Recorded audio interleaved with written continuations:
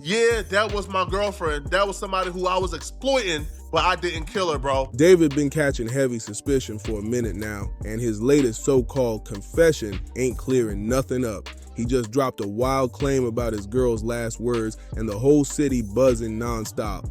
Was he really tangled in what went down, or is there something even darker lurking in the shadows? David finally breaks his silence. But does it sound like the truth, or just another cover? The music world straight up shook on September 9th, 2025, when LAPD rolled up on some disturbing vibes at Hollywood Toe on North Mansfield Avenue. What kicked off as workers complaining about a foul stench leaking from an impounded car flipped into one of the most twisted scandals ever tied to a rising star. And that car?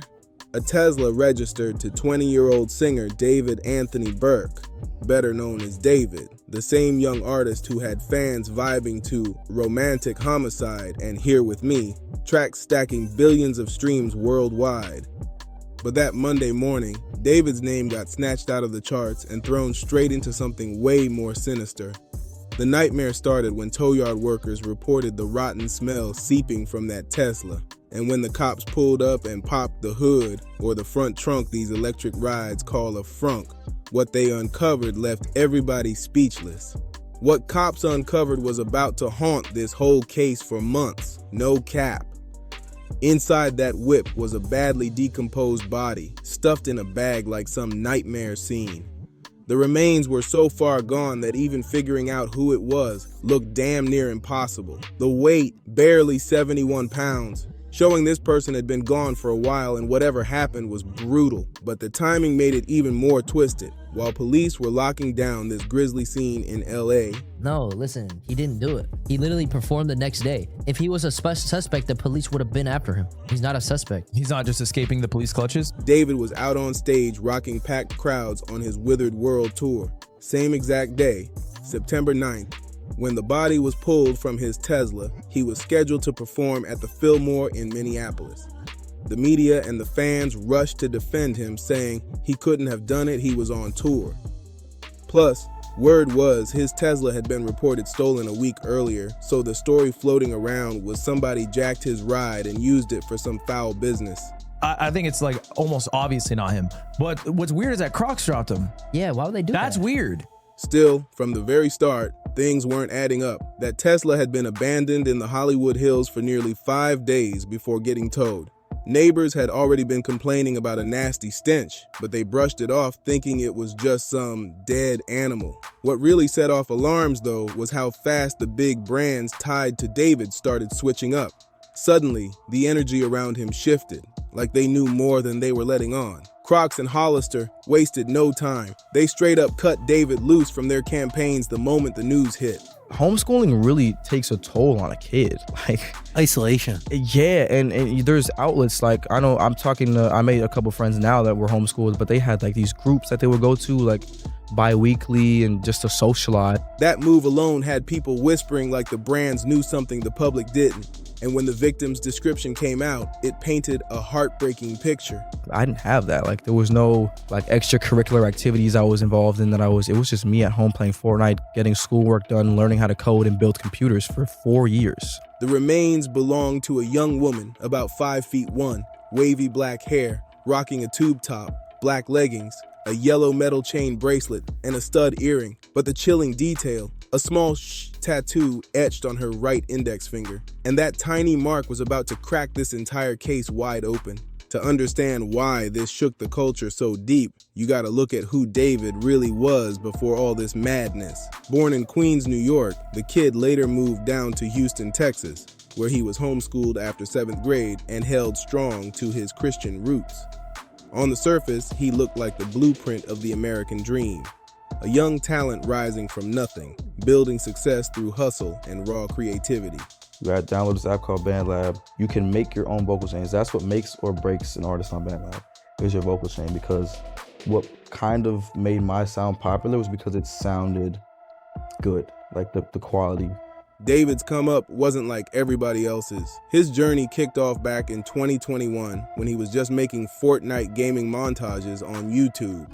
Since he couldn't use mainstream music without catching copyright strikes, he started cooking up his own tracks. What began as a quick fix turned into a full-on career, leading him to a deal with Darkroom and Interscope Records. His origin story came off like a modern-day hood fairy tale, a gamer-turned hitmaker almost overnight. Back in November 2021, he was venting online about copyright strikes.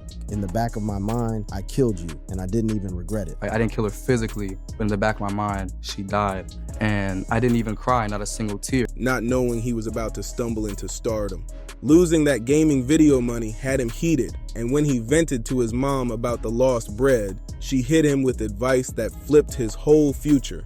So it's all in the mind, because that's the most secure place you can be, is in your mind. So if you can expel that thought from your mind, then everything else will just come together. Armed with nothing but an iPhone, a pair of Apple earbuds, and a free app called BandLab, David started cooking up tracks straight out of his sister's bedroom closet. He'd hunt down YouTube-type beats, download them, and record his vocals right into the phone mic. That lo-fi, intimate vibe that became his signature wasn't some artistic master plan. It was pure survival mode, just working with what he had. Then came the breakout moment. His track Romantic Homicide dropped July 20th, 2022, and that joint went crazy.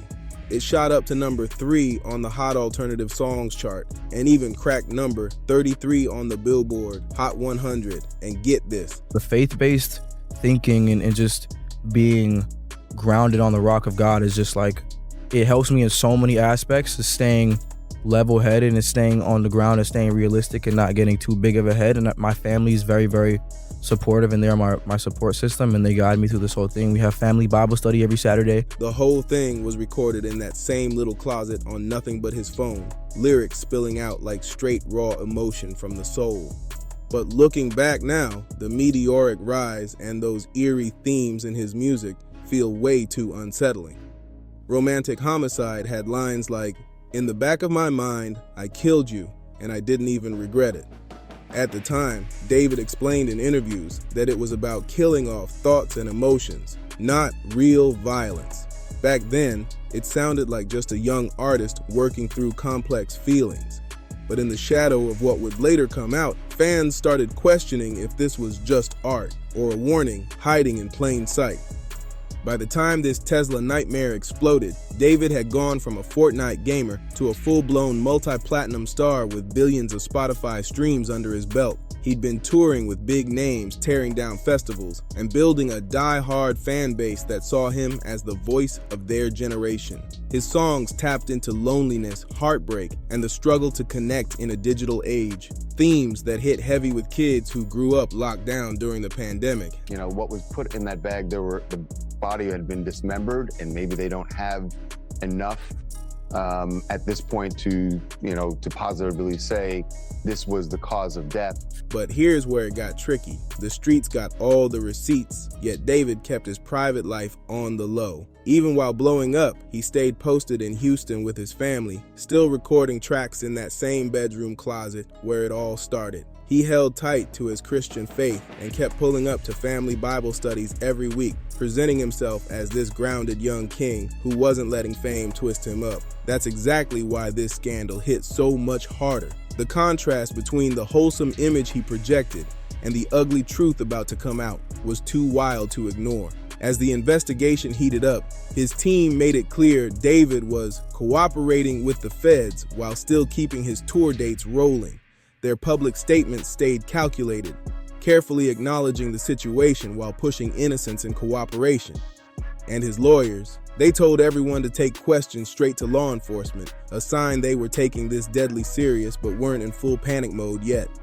Still, everyone knew that Tesla was the smoking gun in this case. That Tesla was no ordinary car. It was a 2023 model, rocking Texas plates and registered under David's full government name. And where it turned up, the Bird Streets in Hollywood Hills, one of the bougiest spots in LA where an abandoned whip sticks out like a sore thumb. That alone had people asking, why would anybody dump a Tesla in such a flashy neighborhood where it's guaranteed to get noticed? From the jump, the investigation hit roadblocks. The body was so far decomposed that even figuring out the basics, age, race, and cause of death, was tough as hell. The remains were wrapped in plastic, a clear attempt to mask the smell and cover evidence, but the job failed miserably. Forensics suggested the body had been sitting in that car for weeks, maybe even months, which means somebody had been rolling around with human remains in that Tesla for an extended stretch, a thought that sent chills through everybody watching this unfold. But even with these grim obstacles, investigators had a serious edge. See, Teslas aren't just cars. They're basically computers on wheels. These things log everything: locations, routes, usage patterns, even how the car's being operated. The vehicle's internal systems held a digital breadcrumb trail, a record of where it had been when it was driven, and maybe even clues pointing to who was behind the wheel. That data was about to turn this already twisted case into something even darker. The spot where that Tesla got dumped turned into an investigator's jackpot. The Bird Streets ain't just fancy, it's one of the most security-heavy neighborhoods in LA. We had actually spoken to Celeste's mother last week. And at that point, the police had said that the tattoo was there, but the mom told us more information, which the police had not released, which was that the tattoo was in red ink. We're talking mansions with surveillance cameras, Ring doorbells, and private security systems everywhere. Any one of those could hold the receipts of exactly when that Tesla was dropped off and who was behind the wheel. She told us that she was aware that there was a boyfriend named David, and that her daughter had a tattoo with the letters "shh" on her right index finger. As news of the discovery hit the block and social media, chaos erupted with wild theories flying in every direction. David's fan base, loyal to the core, rushed to defend him. They pointed out he'd been on stage performing in front of thousands the same day the body was found, so the timeline seemed to clear him. How could he possibly be involved when he was hundreds of miles away rocking shows? But not everyone was buying it. Others started asking the tough questions, like why did the big brands cut ties with David so fast? Did they know something the rest of us didn't? And at the end of the day, why was a decomposed body discovered in his personal car, no matter where he was when it got found? The whole thing had all the makings of a street legend, a young superstar at his peak, a mysterious death tied to his name, and a tangled web of secrets about to unravel in the ugliest way possible. What nobody knew yet was that investigators were closing in on some seriously dark business that would flip the public's entire view of their newest musical sensation. Then, just 8 days after that gruesome discovery, the LA County Medical Examiner dropped news that shook the world to its core. On September 17, 2025, investigators finally put a name to the remains: Celeste Rivas Hernandez, a teenage girl who had been reported missing from Lake Elsinore, California, back on April 5th, 2024. That revelation hit the music world and the public like a freight train. This wasn't just a random case. This was a young girl who had been gone for over a year, and now her remains turned up inside the car of one of music's fastest rising stars. But here's where it got even more chilling. The detail that confirmed her identity was the small "shh" tattoo on her right index finger.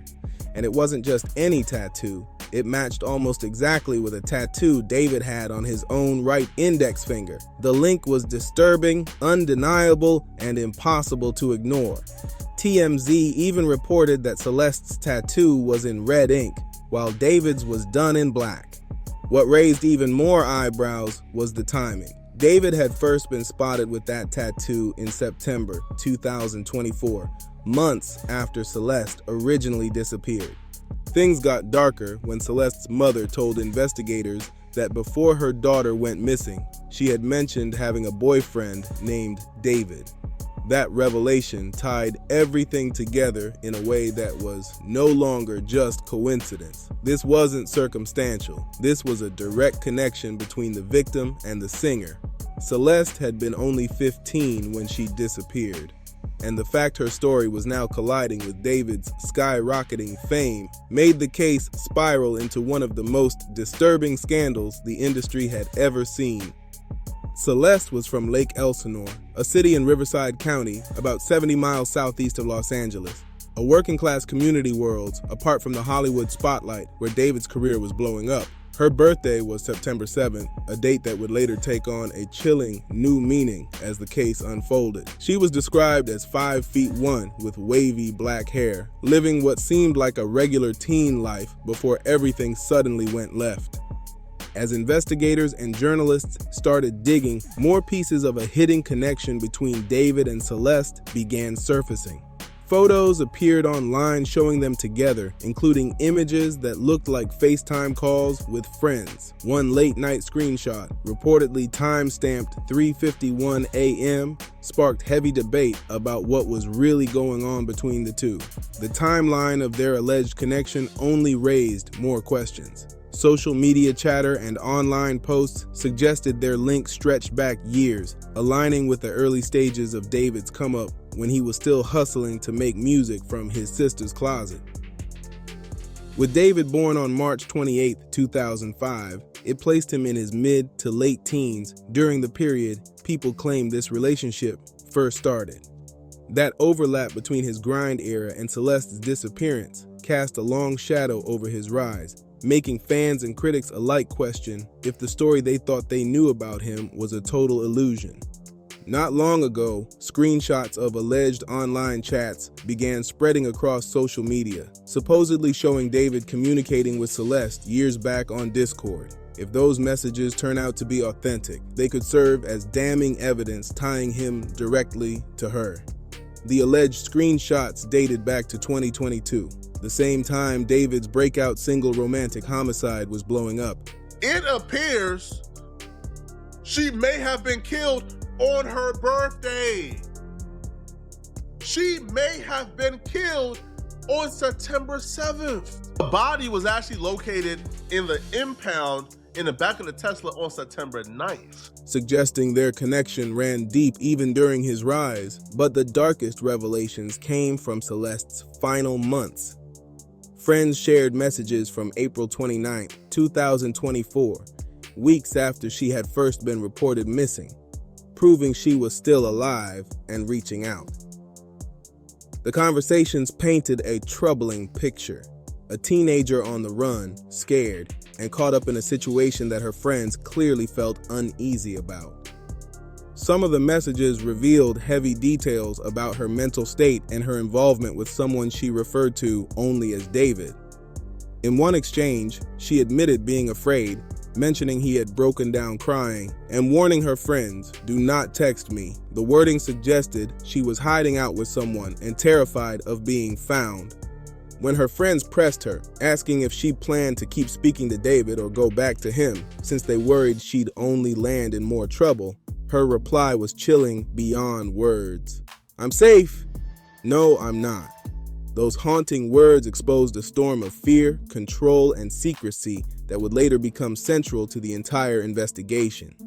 By this point, three things were becoming crystal clear. First, Celeste's friends knew she was caught up in a dangerous situation with someone she called David. Second, she was in hiding and relying on a burner Instagram account to stay connected. And third, there were disturbing hints that their connection went far beyond just friendship. One especially unsettling exchange had Celeste sharing private details with her friends that strongly suggested she was involved with David in ways that no teenager ever should have been. The medical examiner has said that the cause of death is deferred. They have not been able to figure it out at this point, and there's going to be further toxicology testing. Her friends seemed to recognize what was happening, and the conversations painted the picture of a girl caught in something far too serious for her age. What made it even more heartbreaking was how the tone of Celeste's final messages shifted. She hinted that she was trying to pull away from David, but admitted she was scared. Her friends kept checking in, urging her to stay safe and begging her not to delete her Instagram so they could at least keep in touch. Those last communications showed a teenager who felt trapped, desperate, and unsure if she'd ever get out of the situation. These revelations blew up the early theory that David's Tesla had just been stolen and used by random people. Now investigators had something much heavier, evidence that David knew Celeste personally, that she'd been in contact with him, and that she had remained alive for weeks after being reported missing. And just when people thought it couldn't get any darker, reports started surfacing about possible hush money payments tied to keeping this relationship out of the spotlight. Social media started exploding with claims that David had been paying people off to keep quiet about his connection to Celeste. One Instagram post even alleged that a friend had proof David owed money in Lake Elsinore because of his ties to her. If true, that meant folks in his circle already knew what was going on, but stayed silent because they were being fed hush money. It painted the picture of a whole cover-up with financial deals made to bury the truth instead of letting it reach the authorities. But just when people thought the story couldn't get more twisted, the timing of Celeste's disappearance and David's music releases sent shockwaves through the streets. Celeste's birthday was September 7th, and on that exact same date in 2022, David had dropped his breakout track, Romantic Homicide, a song with lyrics about killing someone in the back of my mind. That coincidence already had people uneasy, but then investigators determined the Tesla had been abandoned on September 7th, 2025, 3 years to the day after that song's release, and what would have been Celeste's 16th birthday. The symbolic weight of that timing was impossible to ignore, and it left fans, critics, and investigators shaken to their core. And the music connections didn't stop there. Purported messages from Celeste's own brother surfaced, claiming David had written an unreleased track titled Celeste, with lyrics referencing her directly, including a chilling line about the girl with my name tattooed on her chest. These same alleged messages also claimed the brother had uncovered private communications between David and Celeste, declarations of love and photos that tied their connection even closer together. The brothers' alleged statements painted a heartbreaking picture of a family that sensed something was wrong but felt powerless to stop it. According to posts attributed to him, he claimed he had even tried to provide information to police, but felt like it was brushed off because of David's rising celebrity status. As public attention heated up, more and more disturbing details about their alleged connection started spilling out.